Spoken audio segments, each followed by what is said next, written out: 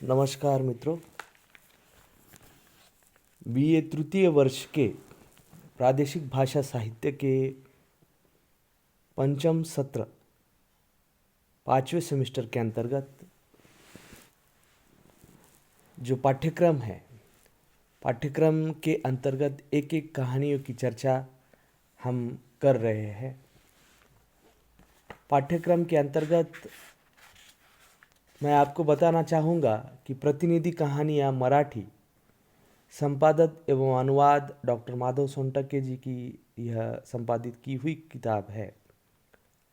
राजकमल प्रकाशन द्वारा प्रकाशित नई दिल्ली से इसका प्रकाशन हो चुका है। देखिए, मुख्यतः आप सभी को, छात्रों को यह किताब लेनी पड़ेगी। ओरिजिनल टेक्स्ट बुक आपको लेना पड़ेगा, जिसके द्वारा आप कहानियों को पढ़ सकेंगे और कहानियों की जो पूरी कथा है, जो लघु कथा है, उसके संवाद है या कहे कहानी का उद्देश्य क्या है, सही मायने में आप उसको समझ सकेंगे। मूल्य 50 रुपये मात्र ही यह किताब है। तो मैं आपसे बताना चाहूँगा कि आप सभी ये किताब खरीद कर लें।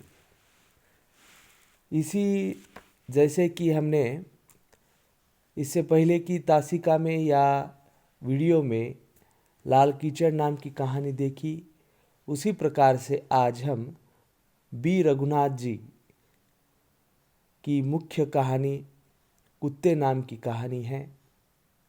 यह कहानी आज हम देखेंगे। प्रथमतः बी रघुनाथ जी का परिचय मैं आपको करवा के दे रहा हूँ। संक्षिप्त रूप में उनका व्यक्तित्व और कृतित्व इससे हमें देख सकते हैं। बी रघुनाथ जी का जन्म 15 अगस्त 1913 में हुआ। 7 सितंबर 1953 में मराठवाड़ा संभाग में मराठवाड़ा संभाग के परभनी के उनका जीवन उन्होंने यापन किया था। ग्रामीण जीवन के यथार्थ चित्रण को बड़े मार्मिकता के साथ उन्होंने रखा। मराठी साहित्य के अंतर्गत एक मुख्य कहानीकार के रूप में उनका नाम अपने आप में एक विशेष रहा है। उनकी कहानियों में साकी, फकीराची कामड़ी, छागल, आकाश तथा काली राधा में कहानियाँ संकलित है। बाबू दड़के, उत्पाद, हिरवे गुलाब, आड़गावचे चौधरी आदि उपन्यास भी उनके प्रसिद्ध है। आज जिस कहानी की चर्चा हम करने जा रहे हैं, वह कहानी एक महत्वपूर्ण कहानी है जो समाज की मानसिकता पर जोर देने वाली कहानी है। किस प्रकार से समाज में स्त्री की ओर भोग की दृष्टि से देखने की पुरुषी मानसिकता को कहानी के माध्यम से विश्लेषित करने का काम कहानीकार बी रघुनाथ जी ने किया हुआ है। पुरुष नारी की ओर वासना दृष्टि से देखने की किस प्रकार से लैला बी जो है मुख्य पात्र, उसकी किस प्रकार से उसको प्रताड़ित करने की कोशिश इस कहानी के माध्यम से उसका विश्लेषण किया है।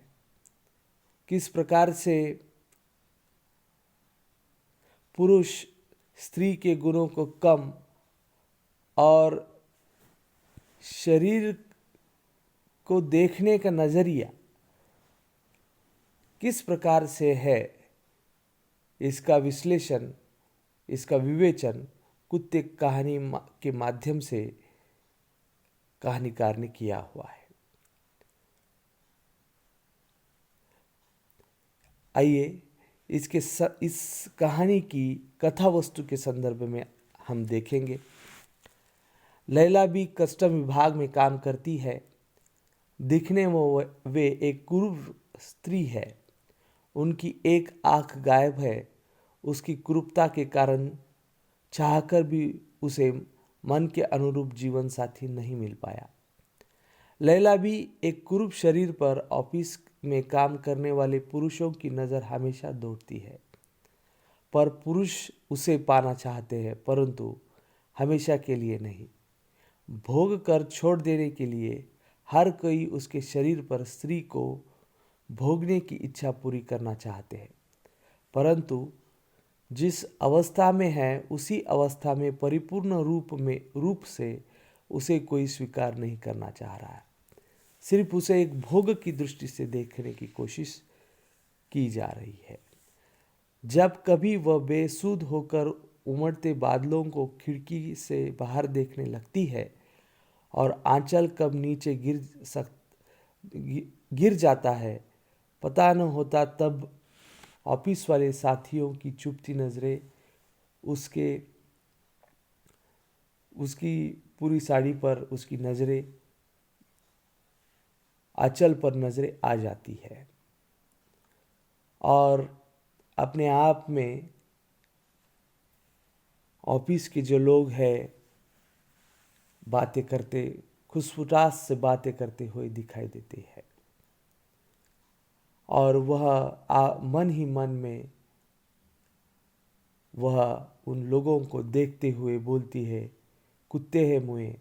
इस प्रकार से वह लैला भी अपने आप लोगों को वह समझ सक रही है कि किस प्रकार से उनकी गंदी नज़रें उस पर लगी हुई है।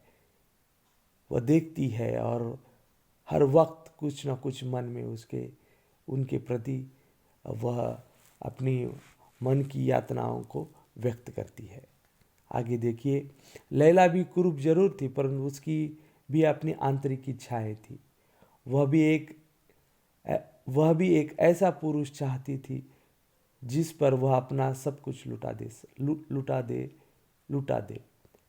पर एक सच्चा जीवन साथी चाहती थी और भोग की दृष्टि से उसे ना देखकर एक व्यक्ति के रूप में उसे देखे, इस प्रकार की उसकी मन की आशा, उसके मन में वह आशा थी। जवानी में पहले इस्माइल नाम के स्कूली चपरासी पर उसका दिल आया था। उसके साथ वह रहना चाहती थी, पर शादी दूसरी ही लड़की से उसने की।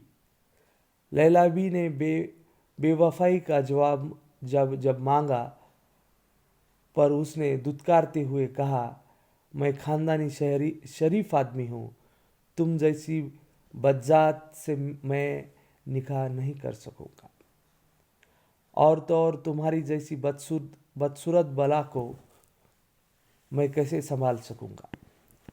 लैला इस आघात से टूट जाती है, परंतु जैसे ही डेनियल नामक पुरुष उसकी जिंदगी में आ जाता है तो वह फिर संवार जाती है। वैसे डेनियल बहुत ही शराबी था। कई बार लैला की पिटाई भी करता था, फिर भी खानदानी गृहिणी की तरह वह सभी बातें, वह उसकी पिटाई करने के बाद भी वह उसके साथ रहती थी।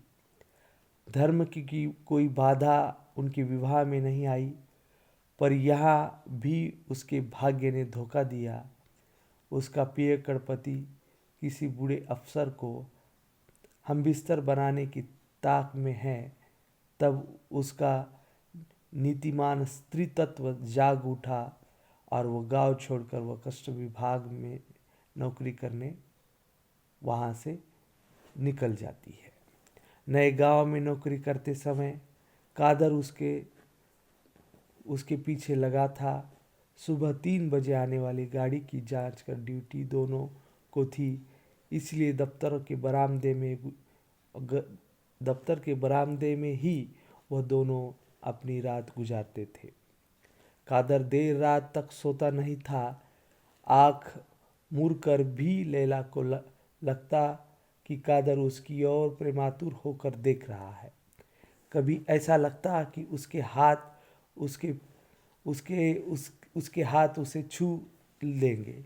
लेकिन एक रात वह सचमुच उसके पास आया और ठंडी स्पर्श पर उसकी देह तृप्ति की वह आशा व्यक्त करता हुआ उसके पास आकर और उसे उसके पास बैठता है। पर सुबह के उजाले में कादर ने उसकी ओर देखा तक नहीं। उल्टे लैला उसके पास जाकर कुछ कुछ कहना ही चाह रही थी कि वह उस पर बरस पड़ा। चल दूर हट साली, दलिंदर कहीं की शैतान। कादर अपने साथियों के साथ उसका मखौल उड़ाने वाला था कि वह फूट पड़ी, भागो यहाँ से कुत्तों।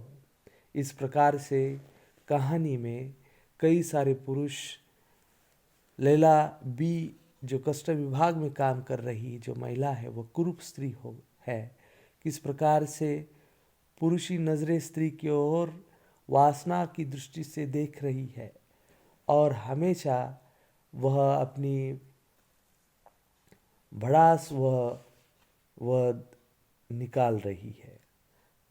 वह अपने पूरे जीवन में किसी एक अच्छे पुरुष के साथ वह अपना जीवन बिताना चाहती है, परंतु इस प्रकार वह देखती है कि सभी जो पुरुष है जो किस प्रकार से उसकी स्त्री वासना से या उसके अवसर पाना चाह रहे हैं, किस प्रकार से वासना की दृष्टि से उसे देख रहे हैं, किस प्रकार से कहानीकार ने पुरुषी मानसिकता को कुत्ते कहानी के माध्यम से कई पुरुषों के द्वारा इसमें विश्लेषित करने का कार्य कहानीकार ने किया हुआ है।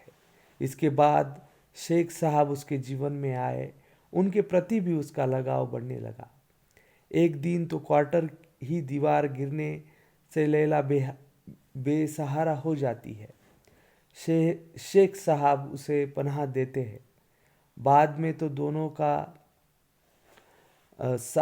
साथ रहते हैं, परंतु जैसे ही शेख साहब की पत्नी को इसका पता चलता है तो वह गांव से यहाँ चले जाते हैं। लैला भी गुस्से से कहती है, ये बदचलन औरत मेरा घर उजाड़ने चली है, कोई शर्म हया नहीं। इस प्रकार से अपने मन की भड़ास को वह व्यक्त करती है। शेख साहब अपने प्रेम का इजहार करे, पत्नी के सामने भी उसको स्वीकार करे, परंतु उनकी तो बोलती ही बंद हो गई थी। लैला की आँख से आग बरस गई। वह चाहती थी कि शेख साहब को जला डालो। दूसरे ही पल वह अपनी आंचल कसकर बाहर निकल गई। उसकी ओठों से उसका गुस्सा उमड़ पड़ा, कुत्ता साला। इस प्रकार से वह मन में वह जो मानसिकता है उसकी हर वक्त वह हर एक पुरुष के साथ जीवन साथी मानकर चल रही है या उस दृष्टि से उसे कोई देखना नहीं चाह रहा है। लैला अपनी बदसूरती के कारण हमेशा तिरस्कार की शिकार थी। जीवन साथी मानकर उसने किसी पर निस्सीम प्रेम किया, उन्होंने उसे उपभोग की दृष्टि से ही देखा। भूखे कुत्तों की तरह उस पर समय समय पर कुरूपता का ख्याल किसी को नहीं हुआ, परंतु जैसे ही संपूर्ण स्वीकारने की बात जब आती है तब उसे ठुकराया जाता है। किस प्रकार से कुरूपता के नज़रअंदाज करता है, परंतु स्वीकारने में यही बाधा बन जाती है। भोग की दृष्टि से देखना पुरुष की मानसिकता का चित्रण, अक्सर कामुक निगाहों से उसे देखना और उसके मूल्यवान उसमें समर्पण की मूल्यवान निधि है, उसकी ओर किसी का ध्यान नहीं जाता। वह किस प्रकार से उसके स्वभाव को कोई दूसरी नज़र से देखना नहीं चाह रहा है। कुत्ते की तरह उसकी निगाह स्त्री के बदन को निहारती रहती है। हर पुरुष किस प्रकार से उसकी प्रवृत्ति को देखना चाहते हैं। इस प्रवृत्ति के कारण लैला टूटने पर हर पुरुष को कुत्ता कहती है। इस प्रकार से कहानीकार बी रघुनाथ जी ने वो लैला बी के माध्यम से स्त्री के प्रति पुरुष मानसिकता का चित्रण किस प्रकार से किया है, वह इस संदर्भ में, इस कहानी के संदर्भ में बताया है। स्त्री चाहे सुंदर हो या फिर साधारण या कुरूप, वह मानवीय स्तर पर जीना अधिक पसंद करती है, पर पुरुष अपने भोग एवं मनोरंजन की वस्तु की निगाह के मात्र उसे देखना चाहता है। इस प्रकार से समाज में फैली हुई विकृति को लेखक ने तत्कालीन परिस्थिति में लिखा हुआ है। लेखक ने ग्रामीण हो या शहरी, इस प्रकार की मानसिकता का चित्रण कुत्ते कहानी के माध्यम से किया हुआ है। इस प्रकार से मुख्य पात्र जो है लैला बी अपने आप में एक विशिष्ट पात्र है। इस प्रकार से कहानी और पुरुषी मानसिकता का चित्रण लेखक के द्वारा किया हुआ है। अगले तासिका में अगले कहानी की चर्चा हम करेंगे। साथ ही साथ जो कहानियाँ हो चुकी है उनके व्यक्तित्व, जो कहानी के मुख्य पात्र है उनके व्यक्तित्व, उनके चरित्र चित्रण को हम अगले तासिका में देखेंगे। धन्यवाद।